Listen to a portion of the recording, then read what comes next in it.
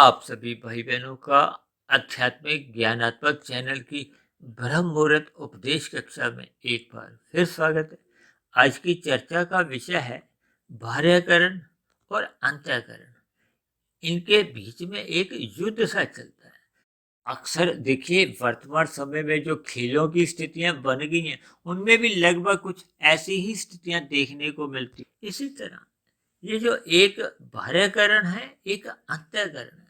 यह देखिए आज की चर्चा में बाह्यकरण का अभिप्राय आपके हमारे स्थूल शरीर से भी है और स्थूल शरीर से साथ साथ ये जो प्रकृति के बाहर के एक स्तर पर जो एक गुणों का प्रवाह चलता है उनसे भी है। क्योंकि आपका हमारा जो एक स्थूल शरीर है वो अंतःकरण से भी प्रभावित होता है और बाह्यकरण से भी प्रभावित होता है। इसलिए ये देखिए हमने इन दोनों के बीच में जो मन की स्थिति में एक युद्ध की स्थिति होती है। विशेष रूप से राजसी और तामसी मनुष्यों की जो एक स्थिति है वो दो फाड़ की स्थिति होती है। अक्सर आपके मन की स्थिति में द्वैत की स्थिति होती है कि हम इधर जाएं उधर जाएं। अक्सर मनुष्य कभी कभी कुछ ऐसी स्थितियां भी बनती हैं कि मनुष्य भटकाव की स्थिति में आ जाते हैं। तब ऐसी स्थिति विशेष में आपका मेरा जो एक लिया गया ज्ञान है या अंतःकरण में जो एक संस्कारों की स्थिति है उसमें शुभ संस्कार हैं या अशुभ संस्कार हैं। क्योंकि सात्विक संस्कारों को देखिए शुभ माना जाता है, राजसी संस्कारों को अशुभ भी माना नहीं जाता और शुभ भी नहीं माना जाता। ये बीच की स्थितियां होती हैं। लेकिन अक्सर मैं राजसी संस्कारों को भी एक अशुभ के साथ ही जोड़ देता हूँ। क्योंकि तमोगुण और रजोगुण ये दोनों स्थितियां देखिए पास पास मानी जाती हैं। कोई भी मनुष्य देखिए तमोगुण में तभी गिरता है जब उसमें विषय भोगों को भोगने की एक लत होती है, एक रस बुद्धि होती है। अन्यथा मनुष्य कोई भी देखिए अपने मिले हुए जीवन में पाप कर्म कभी नहीं करेगा। क्योंकि इतना ज्ञान सभी मनुष्यों को रहता है कि हम जैसा जैसा करते हैं वैसा वैसा ही हमें भविष्य में उसका फल मिलता है। भले ही बाहरी स्तर पर कोई मनुष्य इसको स्वीकार करे या नहीं करे, देखिए वो तो अंतःकरण में जैसे जैसे आपके हमारे ज्ञान की स्थितियां होती हैं फिर उतने उतने स्तर पर मनुष्य ऊपरी स्तर पर भी फिर स्वीकार करना आरंभ कर देते हैं। दूसरी मेरी आपसे विनती है कि वीडियो को सुनते समय वीडियो के चित्र पर थोड़ी अपनी निगाह भी टिकाए रखें। क्योंकि इसमें कुछ ऐसे चित्र में कुछ स्थितियां दिखाई हैं जिससे हमें कही गई बातों पर थोड़ा समझने में आसानी होती है। अब देखिए हमने दूसरी पंक्ति में क्या दिखाया है। एक प्रवाह के लिए ना हमने एक रेखाएं सी एक दिखाई हैं। वो एक प्रवाह में एक सीध में चल रही है, बाएं से दाएं की तरफ जा रही है जैसे। और दूसरे में हमने क्या लिखा है, जमा घटा जमा घटा। ये दो स्थितियों को दिखा रहे हैं। इसलिए हमने उसके नीचे क्या लिखा है, देखिए जमा को आप सुधार से जोड़ सकते हो और बिगाड़ को आप माइनस से घटा से जोड़ सकते हो।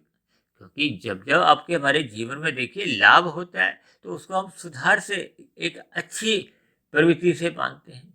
और जब जब कोई नुकसान की हानि की स्थितियां होती हैं इसको आप देखिए दुख से भी जोड़ सकते हो, सुधार को आप सुख से भी जोड़ सकते हो। लेकिन फिलहाल हमने अपनी चर्चा में देखिए ये बाहर की जो स्थितियां हैं और अंतःकरण की जो स्थिति है। देखिए बाहर की स्थितियों को मैंने स्थूल शरीर की जो आपके हमारी जो गोलकियां होती हैं, 5 कर्मेंद्रियां हैं, 5 ज्ञानेंद्रियां हैं। 5 कर्मेंद्रियों द्वारा हम क्रियाएं करते हैं, कर्म करते हैं, जो कि आपके हमारी क्या है, हाथ पैर वाणी और लिंग और गुदा। देखिए हाथ पैर वाणी से ही हम जितने भी कर्म करते हैं ना, इस समय मैं वीडियो में बोल रहा हूँ तो ये वाणी का कर्म हो रहा है। जब जब हम देखिए हाथ पैर से कुछ अपनी क्रियाएं करते हैं तो उसमें एक श्रम की स्थितियां होती हैं। और इसी तरह लिंग और गुदा जो हम मूत्र त्याग करते हैं वो लिंग के द्वारा है। गुदा का यानी कि जो हम खाया पिया जो एक मल के रूप में त्याग करते हैं वो गुदा के द्वारा होता है। और इसी तरह हम प्रकृति के जो 5 भोग्य विषयों का जो सुख लेते रहते हैं उनके 5 हमारी ज्ञानेंद्रियां होती हैं। ये 5 ज्ञानेंद्रिय क्या है? देखिए, हम जीवा से भोजन खाते हैं ना, आँख से देखते हैं, नाक से गंध लेते हैं, त्वचा से हम एक स्पर्श का सुख लेते हैं, कान से हम शब्दों का, संगीत का सुख लेते हैं। क्योंकि 5 भोग्य विषय हैं, गंध, रस, रूप, स्पर्श और शब्द। और आपके बारे ये जो स्थूल शरीर के जो 5 भौतिक तत्व हैं, स्थूल तत्व हैं, ये पृथ्वी, जल, अग्नि, वायु और आकाश है। क्योंकि आपके बारे जो स्थूल शरीर का जो निर्माण की प्रक्रिया है, वो माता के गर्भ में एक कोशिका से आरंभ होती है, और वो एक कोशिका विषय भोगों का ही एक परिणाम होती है। देखिए, ये सभी स्थितियां अक्सर हम समझाते रहते हैं, लेकिन आज हमारा जो विशेष जो चर्चा का जो एक केंद्र है, वो बाह्यकरण और अंतःकरण के बीच में है, जिसके बीच में देखिए एक द्वंद्व की स्थिति बनी रहती है। उसी को ही आप युद्ध कह सकते हो, उसी को ही मैंने ये वर्सेस शब्द इंग्लिश में भी जोड़ा है, ताकि उसके मूल स्थिति को हम समझ सकें। और अपनी मूल स्थिति को समझने का अभिप्राय क्या है? कि जहाँ जहाँ आपकी हमारी हार होती है, हम पाप कर्म सहज ही जब करने लगते हैं, उन किए गए पाप कर्मों का जब आपके हमारे जीवन में भविष्य में जब दुखद स्थितियां आती है, जैसे वर्तमान समय में आप और हम जितने भी दुख भोग रहे हैं, इन दुखों का जो कारण है भूतकाल में किए गए पाप कर्मों का ही परिणाम होता है। देखिए, ये जो हम बाहरी स्तर पर जो परिस्थितियां बनती हैं, उन परिस्थितियों को तो हम बदल नहीं सकते, लेकिन उन परिस्थितियों के ऊपर आपका हमारा ये अंतःकरण का एक जैसा जैसा स्थितियां होती हैं, वो वैसे वैसे उसके जीवन में देखिए हार जीत होती है। हार जीत का अभिप्राय क्या है? कि बाहरी स्तर पर देखिए जो गुणों का प्रवाह है, जब परिस्थितियां हैं, उनको हम किसी भी स्तर पर बदल नहीं सकते। का अभिप्राय ये है कि वो एक प्रवाह में चलती आती है।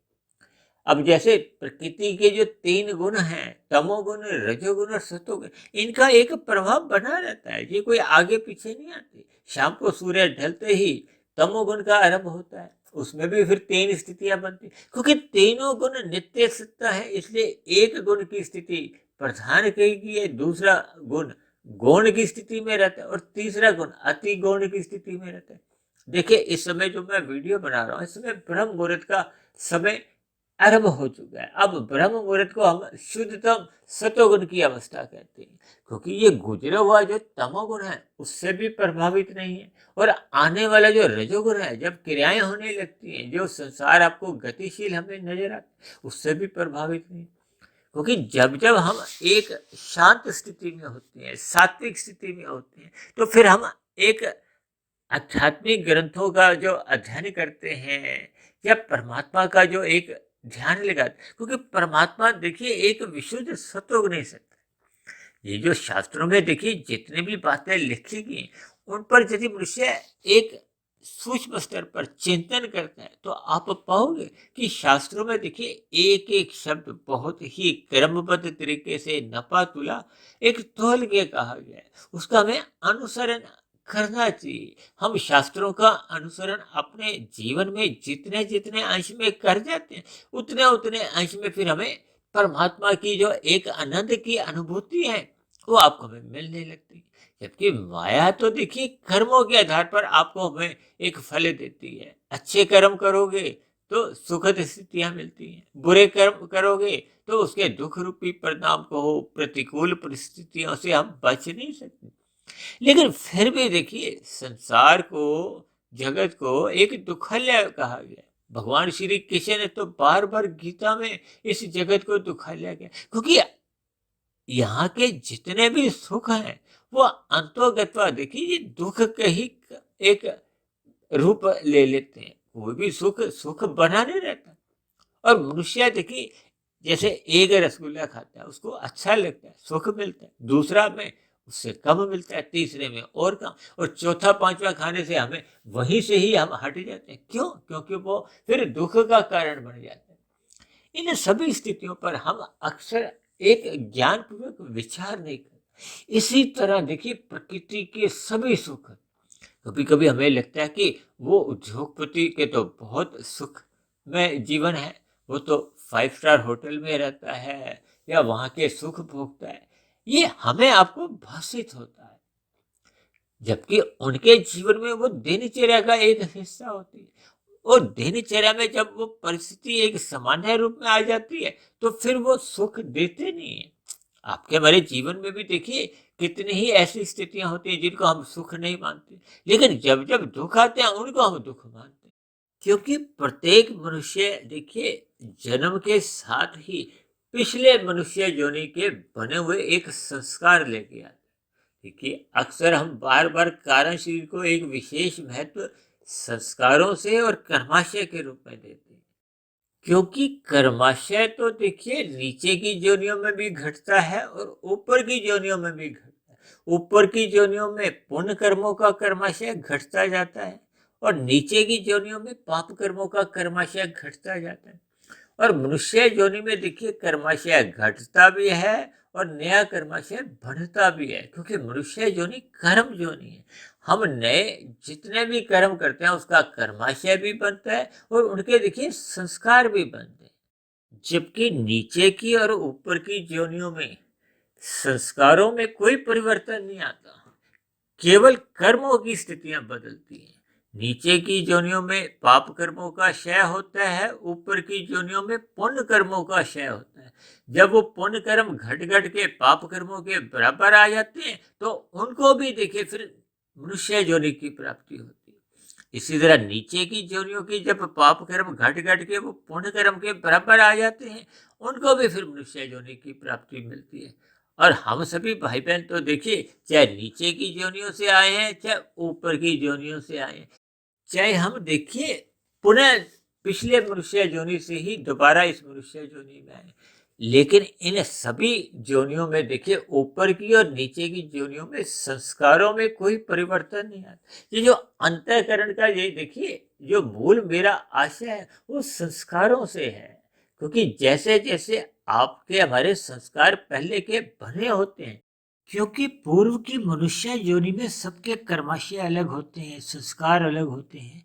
अब वर्तमान समय की परिस्थितियों में जो बाहर की परिस्थितियां आती हैं, वो तो उनके लिए भी एक समान होती है, हमारे लिए भी एक जैसी होती है। अब अंतर कहाँ पड़ता है कि आपके हमारे पहले के जो संस्कार उनको कैसे प्रतिक्रिया देते हैं। यहाँ प्रतिक्रिया का अभिप्राय वही वर्षज से है, युद्ध से है। अब जिनके तामसिक संस्कार पहले के पूर्व योनियों के बहुत ही अधिक मजबूत स्थितियों के होते हैं, वो ऐसे मनुष्य देखिए ये जो बाहरी तल पे जब तमोगुण की स्थितियां प्रधान होती हैं, यानी जब शाम को सूर्य ढलता है तो एक मोहनात्मक स्थितियां होती हैं। अब अंतःकरण में यदि तमोगुण की प्रधानता है तो ऐसा मनुष्य 100% उस भारी परिस्थितियों के सामने अपने आप को एक सरेंडर कर देता है, अपने आप को उसके अधीन कर देता है। फिर वो उस गुणों के बहाव में वो पुनः पाप कर्म का हो या तामसिक भोगों में वो संलग्न होने लगता है। देखिए इन सभी सूक्ष्म बातों पर हम जितना अधिक अपना ध्यान केंद्रित करेंगे, उतना उतना आपके हमारे जीवन में ये जो मैंने दो शब्द लिखे हैं ना, सुधार और बिगाड़। अब देखिए जिसका अंतःकरण पहले का बिगड़ा हुआ है, वो उसके अब बाहरी जो तमोगुण है वो अपना और अधिक बिगाड़ ले आता है। अब उसकी जो अंतःकरण की स्थिति पहले से भी और खराब होने लगती है। अब यदि मनुष्य देखिए मिले हुए जीवन में सुधरना चाहता है, सुधार लाना चाहता है, ये आपके हमारे एक नया कर्म है, नया एक संस्कार बन सकता है। जबकि पुराने बुरे संस्कारों को देखिए मिटाने में एक बहुत अधिक श्रम करना पड़ता है। श्रम का अभिप्राय मेहनत से है, पुरुषार्थ से है। यदि आपको हमें पुराना कोई बुरा संस्कार हटाना तो उसके लिए हमें नया एक शुभ संस्कार बनाना होगा। नया शुभ संस्कार ही पुराने बुरे संस्कार को हटा सकता है। जैसे अंधकार को प्रकाश ही एक समाप्त करता है ना। अब अभी ब्रह्म मुहूर्त चल रहा है, अभी अंधकार की स्थिति है। अब जैसे जैसे स्थितियां बदलेंगी, प्रकाश आएगा तो अंधकार की स्थिति हट जाएगी। ठीक इसी तरह मनुष्य योनि पाकर आपको हमें देखिए एक नए कर्म करने की भी स्वतंत्रता है, साधना करने का एक अवसर है। साधना क्या है कि हमने अपने कारण शरीर की जो एक स्थिति है उसमें हमने सुधार लाना है। इसीलिए मैंने देखिए अंतःकरण के साथ नीचे दो चिन्ह लगाए हैं, जमा का भी घटा का। जमा का अभिप्राय सुधार से है और घाटा का निशान देखिए बिगाड़ से है। और मनुष्य के पास विकल्प है, क्योंकि मनुष्य योनि में ही संस्कारों में परिवर्तन होता है। जैसा कि मैंने अभी कहा ना, नीचे की योनियों में पाप कर्मों का नाश होता है, ऊपर की योनियों में पुण्य कर्मों का नाश होता है, लेकिन संस्कारों की स्थिति में कभी परिवर्तन नहीं आता।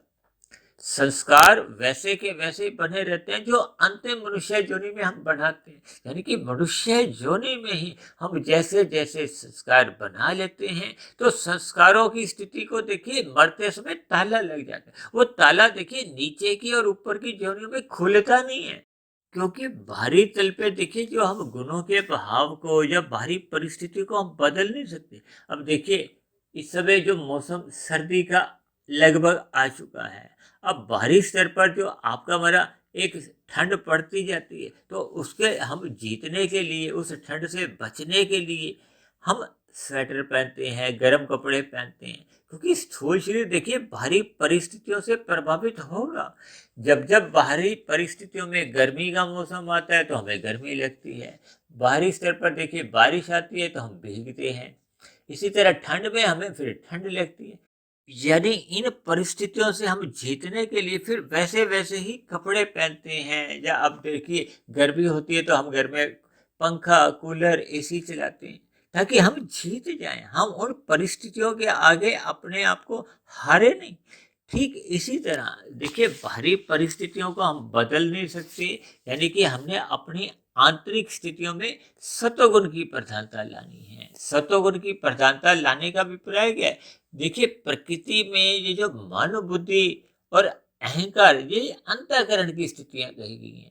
और कहीं कहीं शास्त्रों में देखिए मन की दो स्थितियां कही गई हैं, मन को मन और चित्त भी कहा जाता है। तो शास्त्रों में कहीं कहीं अंतःकरण को देखिए तीन न कारण कह के चार कारण। ये करण का मतलब क्या होता है? देखिए एक औजार है हम आपके, तो फिर वहां मन, बुद्धि, चित्त, अहंकार भी कह दिए जाते हैं। लेकिन कुल मिलाकर आपके हमारे कारण शरीर में हम जैसे जैसे संस्कार शुभ बनाते जाते हैं, यहाँ शुभ संस्कारों को बार बार जो मैं आपको समझा रहा हूँ वो सात्विक स्थितियों से है। यानी कि सतोगुण को देखिए एक उत्कृष्ट गुण कहा गया है। अब तमोगुण को कहते हैं ना निकृष्ट है, तमोगुण से 10 गुना अच्छा रजोगुण है, रजोगुण से 10 गुना अच्छा सतोगुण है। अब ऐसी स्थिति में इसको हम अंकों से एक परिभाषित करते हैं, तमोगुण को 1, रजोगुण को 10 और सतोगुण को 100। अब 10 से जब 100 की एक लड़ाई होगी तो हार किसकी होगी? 10 की होगी ना। इसी तरह जब 1 और 10 की स्थिति होती है या 1 और 100 की स्थिति होती है, तो जीत किसकी होगी? 10 की होगी या 100 की होगी। जब 10 और 100 का युद्ध होता है तो 100 की स्थिति एक जीत जाती है। इसका जीतने का अभिप्राय क्या है? कि हमें अपनी अंतःकरण में सतोगुण की प्रधानता लानी है। देखिए परमात्मा ने तो हमें मन, बुद्धि की जो एक स्थितियां दी है, बुद्धि सदा ही एक सात्विक दी थी, लेकिन तो हमने इस सात्विक बुद्धि को देखिए राजसी बना लिया है। विषय भोगों में अधिक रुचि लेते हुए हमने अपने मन को एक खुला छोड़ दिया है। मन फिर इंद्रियों के साथ वो उन विषय भोगों को भोगता रहता है। यानी कि इंद्रियों के साथ ही जब मन, बुद्धि भी मिले जाते हैं, तो फिर आपके हमारी जो अंतःकरण की जो स्थिति है वो एक सरेंडर कर देती है, जिसको कहते हैं ना, वो उनके सामने हार जाती। अगर आपकी हमारी देखिए अंतःकरण की मजबूत स्थिति है, तब ऐसी स्थिति विशेष में दिन में जब रजोगुण की स्थितियां होती हैं वो 10 की स्थितियां होती हैं, शाम को जब तमोगुण की स्थिति होती है वो 1 की स्थिति होती है। यदि आपके अंतःकरण में वो 100 की स्थिति प्रधान है, सतोगुण की प्रधानता सदा बनी रहती, क्योंकि अंतःकरण में देखिए परिवर्तन तब तक नहीं आता जब तक हम नहीं लाते। यानी कि जैसा आपका हमारा स्वभाव बना होता है, संस्कार बने होते हैं, उनमें यदि सात्विक संस्कारों की प्रधानता है, तो हम इन सभी परिस्थितियों में, यानी कि जब जब बाहर स्थितियों में तमोगुण या रजोगुण की स्थितियां आती हैं, मोहनात्मक स्थितियां आती हैं या भोगात्मक स्थितियां दिन में बनती हैं, उनसे फिर मनुष्य की एक जीत हो जाती है। ये जीत ही मनुष्य योनि की एक सफलता है। ऐसी सफलता आपकी हमारी तभी संभव हो पाती है जब हम अपने मिले हुए अंतःकरण को एक सुधार की स्थिति में लाते हैं, प्लस की स्थिति में लाते हैं, सात्विक स्थिति में लाते हैं। तभी तो हम बार-बार कहते रहते हैं ब्रह्म मुहूर्त में उठो, रात को जल्दी सो जाओ, ताकि रात को जो एक दूषित मोहनात्मक स्थितियाँ होती हैं उससे मनुष्य बच जाए। और सुबह ब्रह्म मुहूर्त की जो एक शुद्धतम स्थितियां होती हैं उससे मनुष्य जुड़ता जाए। जब हम हानि की स्थितियों को बंद करते जाते हैं, लाभ की स्थितियों को बढ़ाते जाते हैं, तो आपका हमारा जीवन सफल होने लगता है, शुद्ध कमाई बढ़ने लगती है और हम अपने मिले हुए जीवन में जीत जाते हैं। जीतना क्या है कि आपको हमें पुनः मनुष्य योनि की ही प्राप्ति होती है। और यदि हम हार जाते हैं तो फिर मरने के बाद आपके बारे जैसा जैसा कर्माशय एक हानिकारक स्थिति में होता है, क्योंकि उसमें फिर पाप कर्मों की प्रधानता होती है, पुण्य कर्म कम रह चुके होते हैं। तब ऐसी स्थिति में वो अधोगति की स्थितियां बनती हैं, जो कि एक हार की ही स्थिति है। देखिए, मैंने आज की चर्चा को बहुत ही संभल संभल कर अपनी तरफ से देखिए समझाने का एक प्रयास किया है, क्योंकि ये बाह्यकरण और अंतःकरण ये बहुत ही एक सूक्ष्म विषय होता है। हालांकि मैंने वीडियो के चित्र में भी देखिए प्रवाह को और सुधार बिगाड़ को एक विशेष रूप से दिखाया। तभी तो हमने देखिए एक प्रवाह के जो एक अंक के ऊपर जो लिखे हैं और जमा घटा का जो हमने ये सफेद रंग से इसलिए देखा है कि इस पर हम थोड़ा विचार करें। यानी हम अपने मिले हुए जीवन में सत्वगुण का अधिक से अधिक संग करें, सत्संग करें, ब्रह्म मुहूर्त में उठ जाएं, ताकि आपके हमारे जीवन में ये जमा जमा ही बनता जाए, सुधार ही सुधार होता जाए, ताकि मिले हुए जीवन में हम एक कमाई करके जाएं। देखिए, कमाई जितनी अधिक होती जाएगी, जब एक ऐसी स्थिति आएगी जब ये माइनस माइनस के जो घाटे वाले जो एक चिन्ह है ये समाप्त हो जाएंगे, यानी कि जब कारण शरीर पूर्ण रूप से शुभ संस्कारों से सुसज्जित होगा, बुरे संस्कार समाप्त हो जाएंगे, दग्ध बीज हो जाएंगे। इसका अभिप्राय क्या है कि फिर कारण शरीर अपनी मूल स्थिति में आकर वो समाप्त हो जाता है, प्रकृति में लीन हो जाता है और आत्मा के ऊपर फिर किसी भी प्रकार का कोई आवरण नहीं होता। देखिए, तमोगुण का मल रूपी आवरण होता है, रजोगुण का विक्षेप रूपी आवरण होता है और सतोगुण अपने आप में कोई आवरण होता नहीं। इसलिए कार्य शरीर के समाप्त होते ही आत्मा अपने मूल स्वरूप में लौट आती है। तब ऐसी स्थिति में स्थूल शरीर के मरने पे फिर नए जन्म का कोई कारण नहीं है, क्योंकि कारण शरीर ही समाप्त हो गया। तब ऐसी स्थिति में वो आत्मा फिर मोक्ष काल की स्थिति में कहो, आनंदमय स्थिति में कहो, आध्यात्मिक शरीर की प्राप्ति कहो, यानी कि वो एक लंबे काल के लिए फिर वो आनंदमय स्थिति में, परमात्मा के आनंद में, परमात्मा के सानिध्य में वो आध्यात्मिक स्थिति को प्राप्त कर लेती है। तो ऐसी सभी शुभ स्थितियां हम सभी भाई बहनों के जीवन में भी जल्द से जल्द बने, या जहाँ तक संभव हो सके हम अपने कारण शरीर को एक अंतःकरण में सुधार लाएं, ताकि आपके भी हमारे दिन में जो बाहरी परिस्थितियां होती हैं उस युद्ध विशेष में हमारी जीत ही जीत हो, यानी कि आपका हमारा मिला हुआ जीवन सफल हो, सार्थक हो। ऐसी सभी शुभ स्थितियां हम सभी भाई बहनों के जीवन में भी बने। इन्हीं शुभ कामनाओं के साथ आज की चर्चा विशेष को यहीं विश्राम देते हैं।